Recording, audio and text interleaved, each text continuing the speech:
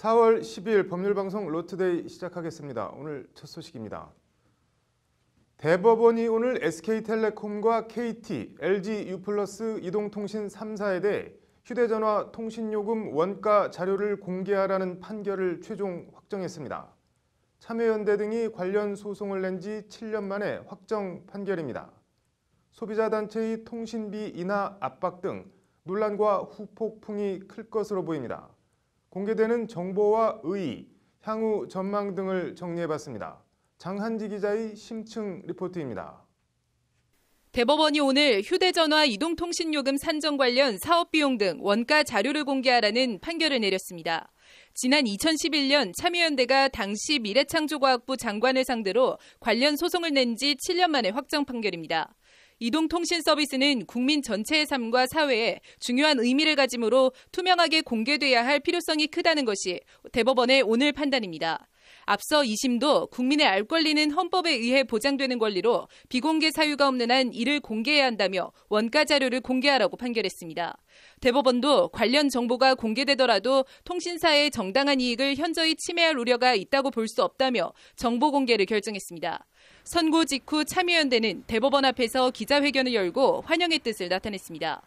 이동통신 3사가 거둬들이고 있는 독과점 상태에서의 폭리 의혹, 정부가 그것을 제대로 심의하지 않았다는 국민적 비판을 고려했을 때 모두 공개하는 게 옳다라는 기념비적인 판결이 나온 것입니다. 오늘 대법원 판결로 공개되는 정보는 크게 세 가지입니다. 요금 원가 산정을 위해 필요한 사업비용 및 투자 보수 산정 자료, 이동통신 3사가 방통위에 제출한 요금 산정 근거 자료, 그리고 마지막으로 이용약관의 신고 인가와 관련된 적정성 심의 평가 자료, 이렇게 세 가지입니다. 이동통신 3사들의 요금 산정 근거와 적정성, 담합 여부 등을 파악할 수 있는 핵심 자료들입니다. 아마 통신사별로 이제 사업 규모라든가 또는 사업 비용이라든가 또는 원가 산정의 자료가 다 다를 텐데 어떻게 이렇게 세 통신사가 동일한 통신 요금을 설계하고 일단 오늘 대법원 판결로 공개되는 자료는 2005년부터 2011년까지 2, 3세대 이동통신 서비스 관련 자료입니다. 2011년 이후 현재 이동통신 서비스의 주축이자 대세인 4G, 5G 자료는 공개 대상에서 빠졌습니다. 법조계에선 그렇지만 다시 같은 취지의 소송을 내면 승소할 가능성을 높게 보고 있습니다. 이런 사례를 봤을 때 그 판결이 바뀔 가능성은 적으니까 그 구조가 유사하다라면은 이제 정부가 알아서 공개할 수 있는 부분인 거고.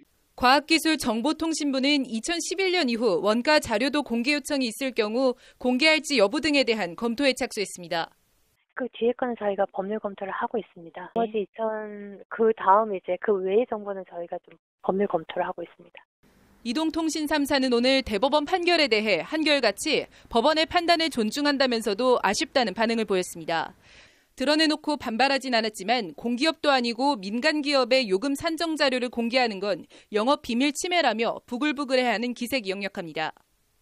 통신비 원가 자료가 공개되면 자연스레 통신비 산정 등에 대한 적정성 논의가 이어질 것이고 이는 통신비 인하 강력한 압박 요인이 될 걸로 전망됩니다.